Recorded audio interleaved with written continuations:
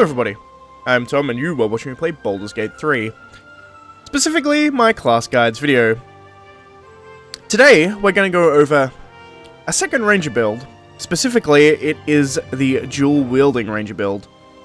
It can put out huge amounts of damage, more so definitely than the archer ranger. The difference being you have to be up close, so it's arguably more dangerous. However, you can do out huge amounts of damage with this build. So first things first, class, obviously we're going to go over Ranger. Rangers have unrivaled scouts and trackers, honing a deep connection with nature in order to hunt their favoured prey. Interestingly for this choice, favoured enemy, the first choice that you get, doesn't really matter for this build.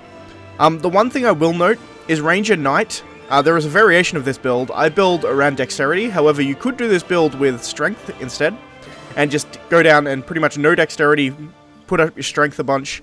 But if you do decide to go the strength route, then you should definitely take Ranger Knight, because this will give you heavy armor. So you can wear heavy armor, so your lower dex doesn't actually matter, because your modifier won't go into your armor class when you're wearing heavy armor.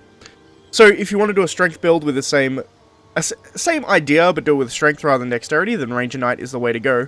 The only reason I'm taking Bounty Hunter is proficiency in investigation is nice, and the other ones I don't really care about.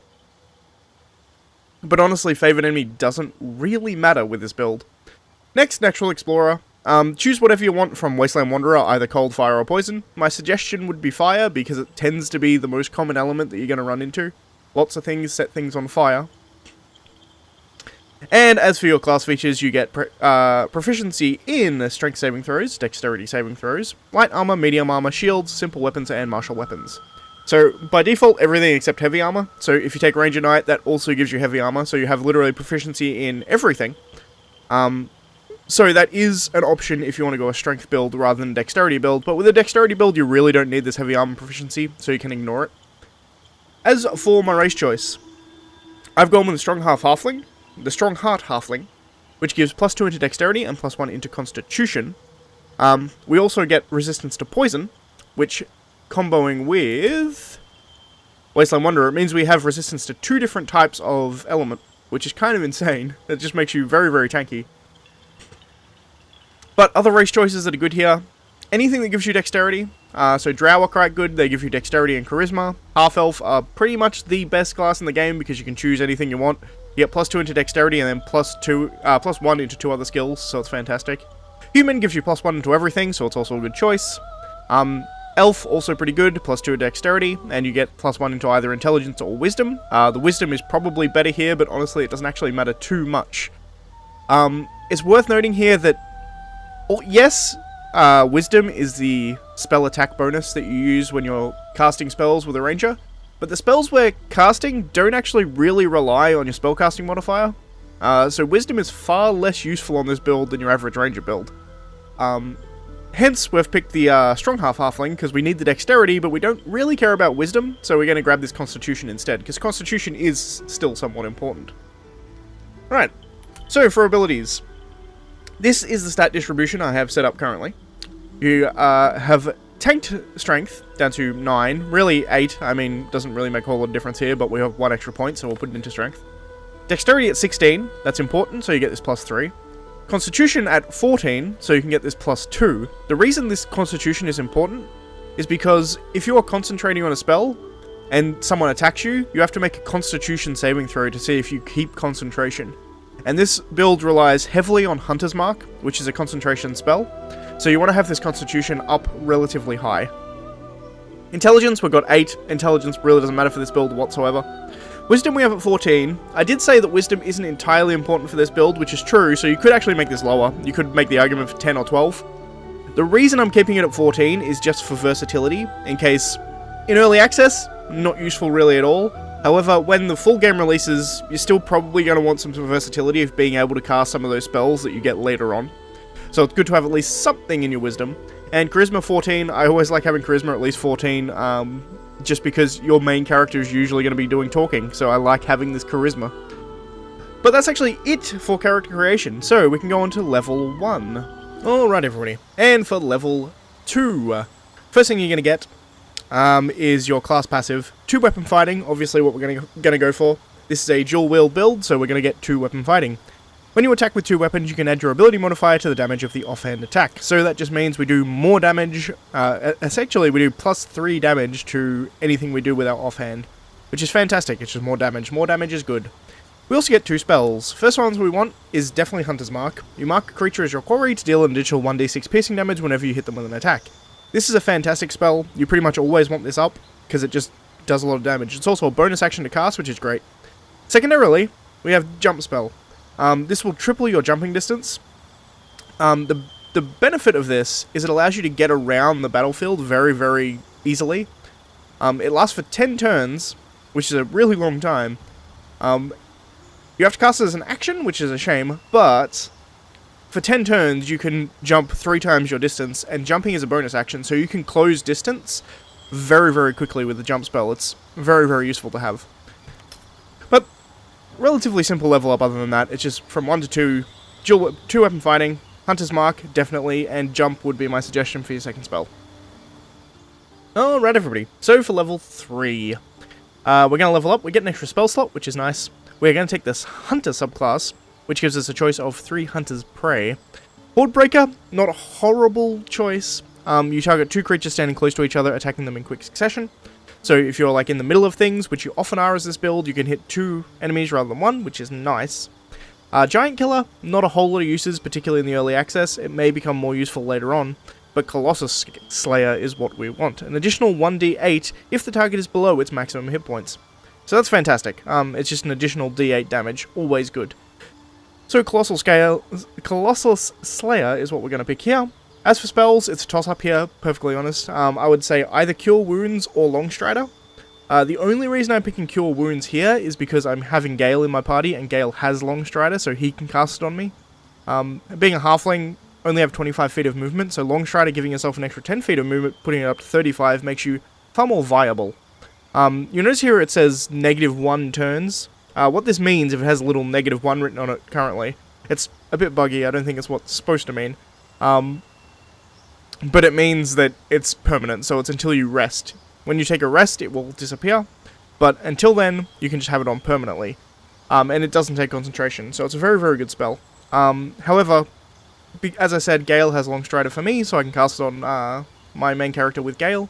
So we take Cure Wounds instead, just for like an emergency, oh shit, I need to heal. But again, this is a relatively down to personal choice, with what one you want there. But that's it for level 3, and we're back in a sec.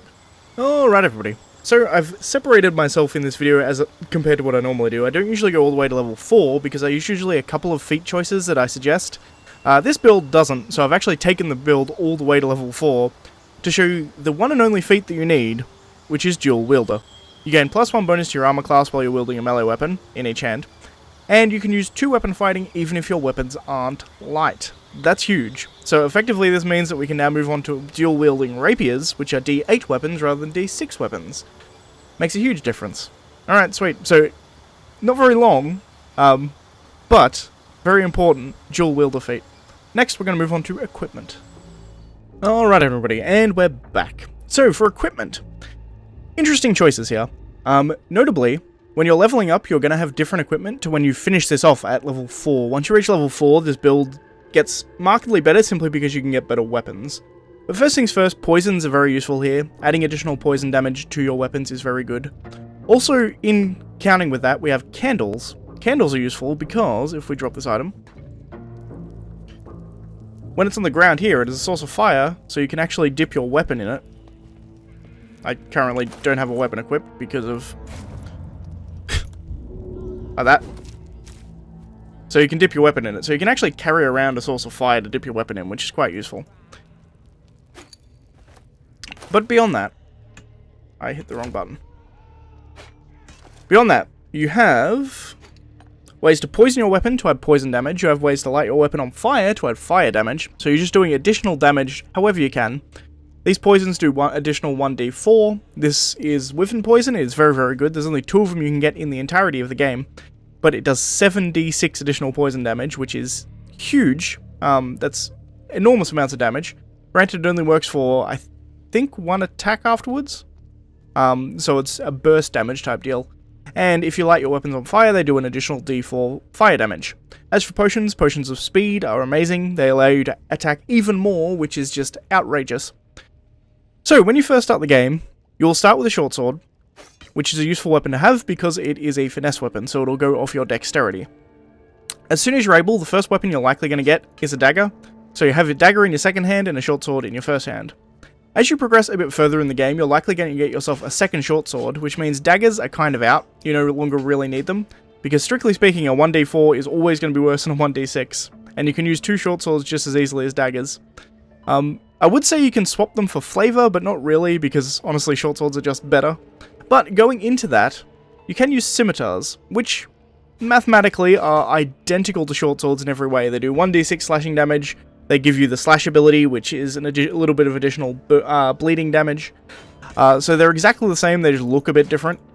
You can see there, he's got his scimitars there, as opposed to short swords. Short swords look a bit boring compared to scimitars, so if you want to use scimitars, that's something you can definitely do.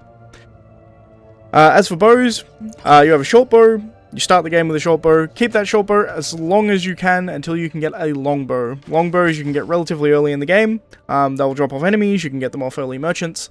But a long bow is just straight up better than a short bow if you can use one. The downside being that it's a martial weapon, so not all classes can, but the ranger certainly can. So upgrade that weapon to a long bow as soon as you're able. So you've got a long bow, and after you reach level 4, you're going to be, for a while, you're going to be using two short swords or two scimitars, or a short sword and a scimitar, some kind of combination of that.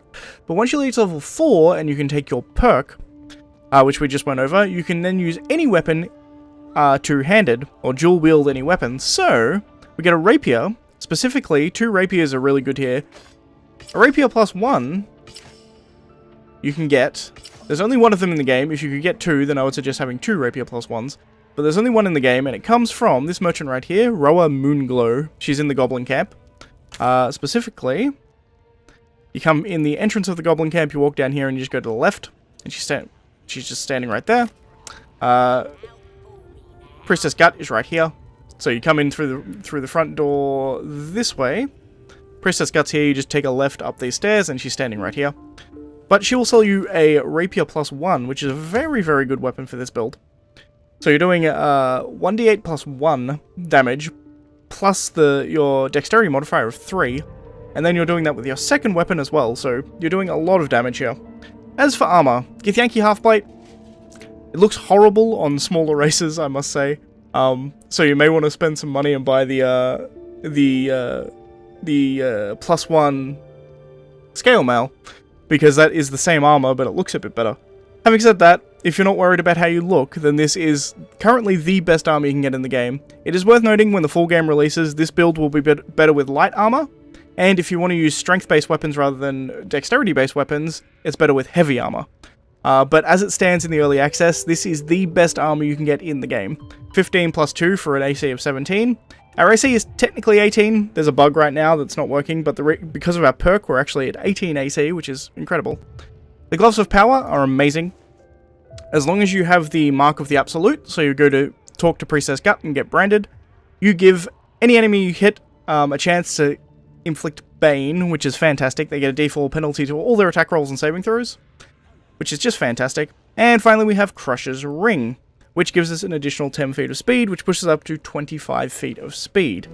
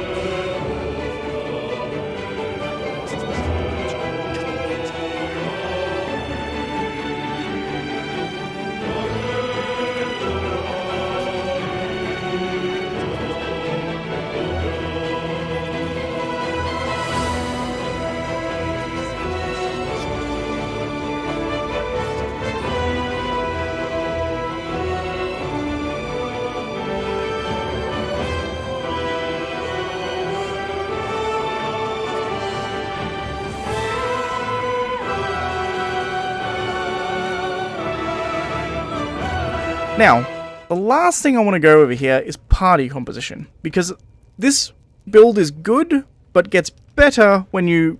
What are you doing, Shadowheart? That's better. She was like sitting there dancing. This build gets better when you team it up with a good party composition. Notably, Shadowheart here has a few things of generally just really useful. Notably, Bless. Bless is fantastic. It gives you a +4 to your attack rolls and your saving throws, so you're going to be hitting more often and therefore doing more damage. So Bless, fantastic. If you can have it up in most fights, go for it. Also, Aid is nice just for extra health, but that's pretty good on all classes, so it's less relevant. Moving on to Asterion. Asterion, I actually have him as a mage thief. What's the subclass called? I can't even remember what the subclass is called. Arcane Trickster, that's the one. I have him as an Arcane Trickster. He doesn't actually do a whole lot, except for shooting acid arrows to lower AC, so once again I can hit even harder. So I collect acid arrows on him and use them on particularly hard fights to lower the AC of the enemies to make them easier for me to hit. But moving forward to Gale. Gale has some interesting spells. Notably, spells that are useful here. Dark Vision is very useful. We can cast that on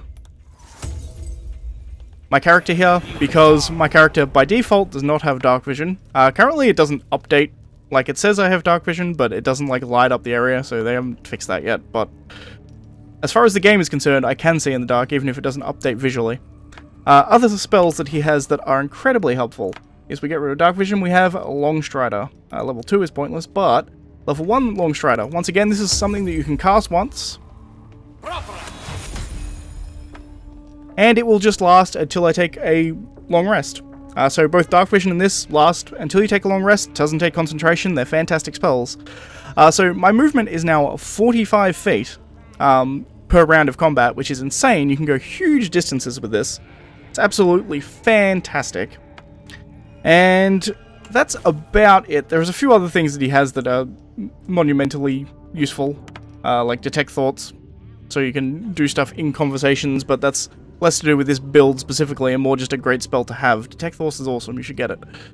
But those few things, particularly with Gale here, adding the ability to give Dark Vision compensates for not having it, because not having Dark Vision kind of sucks. So to be able to just give it is fantastic, and also he can get some spell slots back. And the ability to give Long Strider is also fantastic, because Long Strider just gives him so much movement. 45 movement per round is huge. For reference, I can move this far in one round without jumping. In fact, I can go even a bit further. I can go that far without jumping, which is just a huge amount of movement. If you can combine that as well with the jump spell, which I suggested that you get, cast Jump on yourself. We enter turn-based mode. If I want to, say I want to close on this enemy over here and we're in battle, I'm not actually going to attack, but I can jump. I'm actually going to move first. Just because that will probably hurt me jumping that distance. We can then jump to here.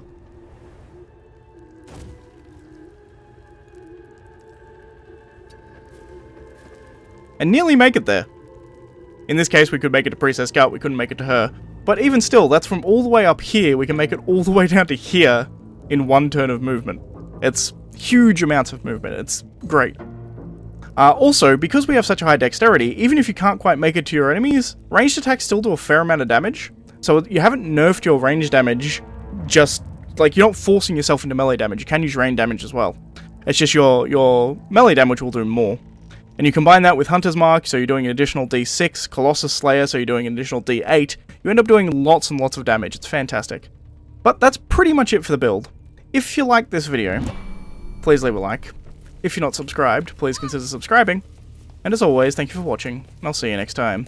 If there are any questions, please ask them in the comment section below. If you have any suggestions to make this build better, or things that I bypassed and didn't note, please, once again... Did I just fall down the stairs? Once again, leave them in the comments. Anyway, that's going to be it for this video. If you liked it, like all that kind of stuff, I'll see you next time, guys.